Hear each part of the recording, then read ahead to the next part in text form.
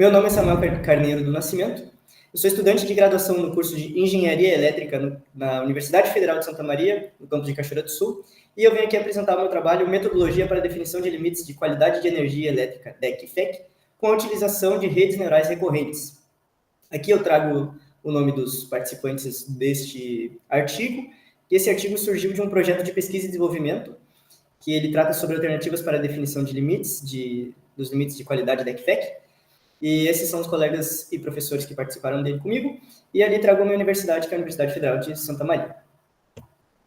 Aqui eu trago um sumário demonstrando o que vai ser trabalhado nessa apresentação. Inicialmente, vou fazer uma introdução sobre o assunto trabalhado, depois vou apresentar a metodologia proposta, dela vão surgir estudos de caso, e desses estudos de caso vou trabalhar os resultados. A partir desses resultados vai ser feita uma análise que vai possibilitar conclusões sobre o trabalho realizado e sobre o artigo feito. Por fim, trago referências bibliográficas que vão possibilitar o embasamento para a produção desse trabalho. Então, inicialmente, preciso fazer uma introdução, falar sobre o Sistema Elétrico de Potência Brasileiro, o CEP. O CEP ele possui o objetivo de gerar, transmitir e distribuir energia para o maior número de consumidores possível no território brasileiro, né? E o CEP ele possui um dos objetivos principais é que essa energia ela tenha a maior qualidade possível. E para isso são definidos indicadores de qualidade da energia. Aqui eu vou trabalhar principalmente os indicadores da qualidade referentes à continuidade desse fornecimento de energia, o DEC e o FEC. O DEC ele trata sobre a duração equivalente da interrupção do fornecimento de energia elétrica para os consumidores, e o FEC trata sobre a frequência equivalente da interrupção do fornecimento de energia elétrica. Esses indicadores eles foram definidos, tem um passado histórico, que eles foram definidos pelo DENAI, o Departamento Nacional de Águas e Energia Elétrica, e eles foram sendo atualizados periodicamente, desde que era do DENAI até para quando passou para a ANEEL, que é a Agência Nacional de Energia Elétrica. Esses indicadores de qualidade, eles demonstram como as distribuidoras e como os conjuntos estão tendo essa qualidade de energia para o seu consumo. Então, eles servem como um indicador de eficiência mesmo e de qualidade do serviço das distribuidoras, de modo que eles precisam ter uma metodologia para definição muito bem elaborada e o melhor possível, para que essa definição desses limites, desses indicadores, seja a melhor possível e mais justa possível, que possua maior equidade para as distribuidoras e para os conjuntos, para que nenhuma parte saia lesada nessa situação, né? É muito importante ressaltar que esses indicadores de qualidade, eles possuem dois principais informações, que é o limite, que vai ser qual que é a maior duração e a maior frequência possível, e qual que é o apurado, né? Sendo qual que é o real do caso daqueles conjuntos. Então, se o conjunto apresenta um apurado abaixo do limite, entende-se que ele está ok e que a distribuidora forneceu um bom serviço de energia para aquele conjunto específico. Por isso, surge a importância tão alta de ter uma metodologia justa e com uma equidade boa para todas as distribuidoras, visto que elas são punidas quando esses limites são transgredidos, né? Essa punição vem através de multas ou até mesmo compensações. Essa metodologia vigente, estipulada pela ANEEL, ela vem passando por diversas modificações ao longo dos anos e atualmente ela trata sobre clusterização dinâmica. O que acontece é que a metodologia pega os conjuntos e ela faz um levantamento sobre os atributos referentes a esses conjuntos. Então, os atributos são características que definem os conjuntos. Cada conjunto possui algumas características específicas, como, por exemplo, características socioeconômicas, características de rede, características de clima, e a metodologia, então, ela pega essas características e ela agrupa os conjuntos com base nessas características. Então, esses conjuntos de unidades consumidoras, eles são avaliados de acordo com as características, os atributos, e são encontrados os conjuntos que são mais parecidos entre si. Por que isso é feito? Porque, a partir disso, os conjuntos parecidos, a ANEEL estipula que conjuntos semelhantes devem ter desempenho semelhante. Então, utiliza-se os atributos para ver quais conjuntos são parecidos, e os conjuntos parecidos são agrupados. A partir desse agrupamento, são definidos limites dos indicadores de qualidade DEC e FEC para esses conjuntos. Então, conjuntos que tenham, na teoria, né, conjuntos que tenham localidade, padrão de rede, fatores socioeconômicos semelhantes estariam próximos e teriam um limite muito parecido. Essa metodologia ela é utilizada pela ANEEL há alguns anos, e a partir disso, as distribuidoras e os entes de pesquisa acadêmica, como universidades, institutos de pesquisa, eles estudam possíveis problemas que essa metodologia possa oferecer, e são os desafios e limitações encontrados por ela, como, por exemplo, desafio de conjuntos que são muito, muito diferentes, ou conjuntos que são muito diferentes ao total de conjuntos do Brasil, então conjuntos que são muito à parte, conjuntos que são isolados, que são em uma ilha, por exemplo. Esses conjuntos eles possuem dificuldade de definição de limites, porque eles não possuem características fáceis de ser encontradas ou fáceis de ser lidas pelo método de clusterização dinâmica. Desse modo, conclui-se que a metodologia vigente ela possui algumas falhas e possui algumas limitações que podem ser superadas e que precisam ser estudadas para serem resolvidas para que as distribuidoras e os conjuntos tenham a melhor definição possível para seus limites dos indicadores e assim melhorem o seu serviço de fornecimento de energia elétrica. A partir disso, surge a proposta desse trabalho, que é utilizar um método alternativo para a definição desses limites, através de redes neurais recorrentes. Aqui eu trago um pouco da metodologia e também trago sobre as redes neurais recorrentes. Redes neurais recorrentes, elas são algoritmos computacionais que elas têm o objetivo de replicar o comportamento do cérebro humano. Então, como funciona? Inicialmente foi definido o conceito de neurônio artificial, que é o princípio básico da rede neural artificial. O neurônio artificial ele funciona da mesma maneira que o neurônio humano, né, na lógica. Então, ele pega um conjunto de informações e ele, através de uma função de ativação, que vai definir como aquelas informações devem se comunicar, por assim dizer, como elas devem se relacionar, ele vai gerar uma saída. Esse é o princípio do neurônio artificial. As redes neurais levam esse princípio a outro patamar, outro nível mesmo. Então, através da colocação em paralelo desses neurônios, é possível que as saídas alimentem próximos neurônios. E é possível que o neurônio seja alimentado por mais de um neurônio, né? Então, você pode fazer essa característica se replicar e conseguir informações novas a partir disso. As redes neurais podem trabalhar de várias maneiras, e uma das principais delas são as redes neurais recorrentes, que é quando esse neurônio ele pega uma informação que saída dele e realimenta ele mesmo, ou a própria camada, né? Que a camada seria o conjunto de neurônios. Então, a rede neural recorrente ela utiliza informações, geralmente dados passados, dados históricos, para construir padrões e conseguir delimitar valores futuros com base nesses padrões. Uma das principais arquiteturas de redes neurais recorrentes é a Long Short Term Memory, que é a LSTM, que foi trabalhada nesse trabalho aqui nesse artigo. Aqui na imagem das entradas X e da saída Y, eu trago um modelo de neurônio artificial, e ali na imagem à direita, né, a imagem ao lado, possui um neurônio recorrente, né? E quando eles estão colocados juntos, neurônio, uma camada, né, recorrente. Aqui eu trago o fluxograma implementado nesse estudo.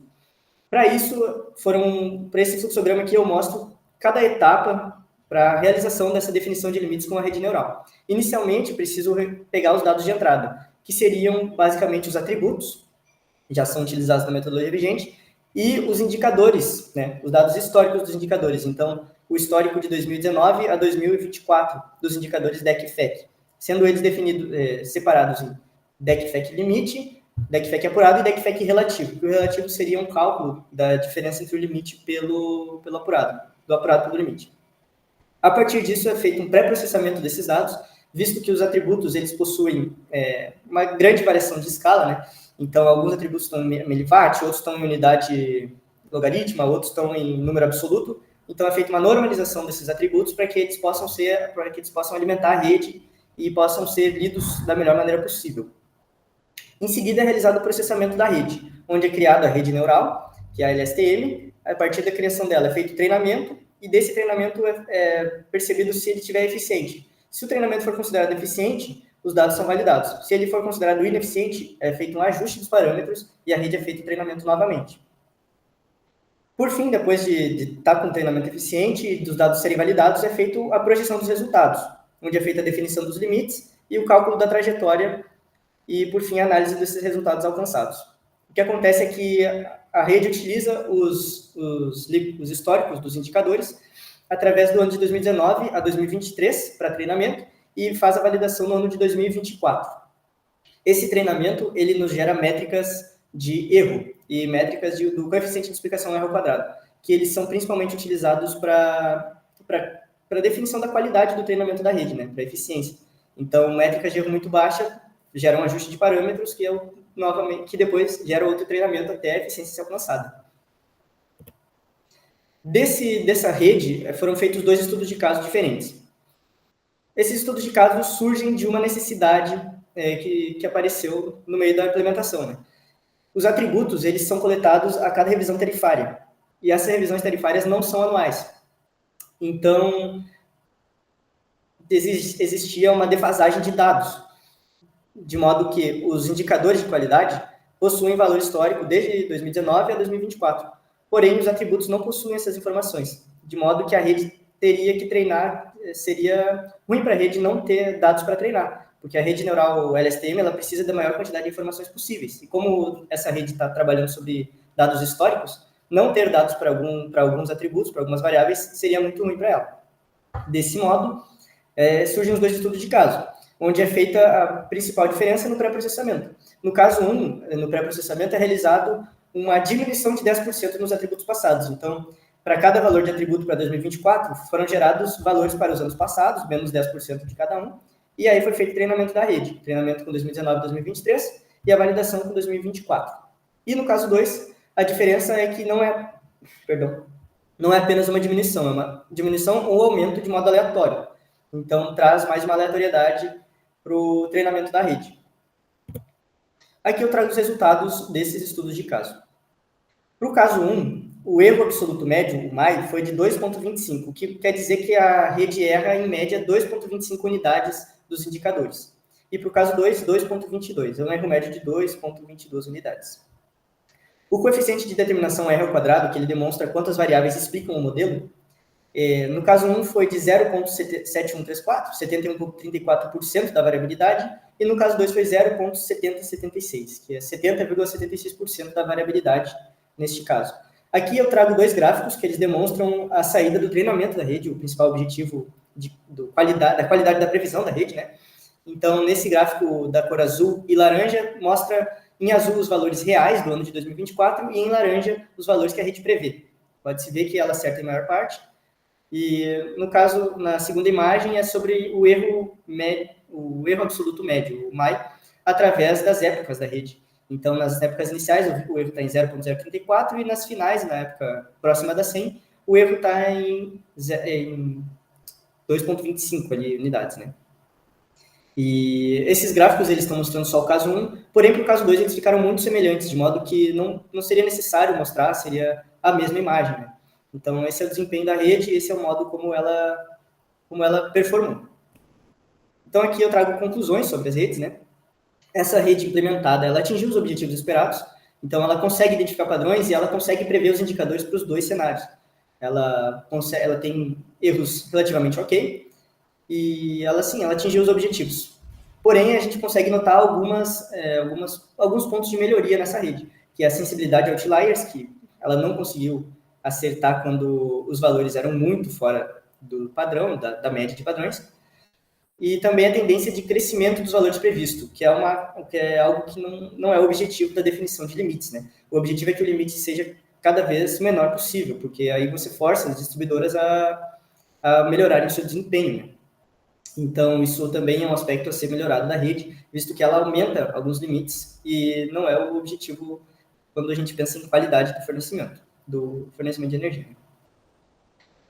Justamente por causa disso, trago algumas propostas a serem realizadas, que são mudanças que poderiam trazer melhorias para a rede ou que poderiam explorar resultados diferentes na rede, que seria uma variação de arquiteturas recorrentes, então implementar outras arquiteturas, como GRU ou algo semelhante, e também mudar as técnicas e análises durante o pré-processamento, visto que a análise do banco de dados de entrada é muito importante para que a gente saiba como que o treinamento vai desempenhar. No momento que esse artigo foi realizado, já faz alguns meses, né? Então, esse trabalho continua sendo realizado. Então, atualmente, já sabe-se que algumas mudanças melhoram o desempenho da rede, até conseguindo uma melhoria numa rede treinada de 60% de acerto, foi para 70%. Tudo mexendo no pré-processamento. Então, essa é uma das partes mais importantes a ser trazidas aqui. Aqui trago as referências bibliográficas, né? Da DENAI, e alguns estudos que também tratam sobre este tópico. E seria isso. Muito obrigado pela atenção. Até.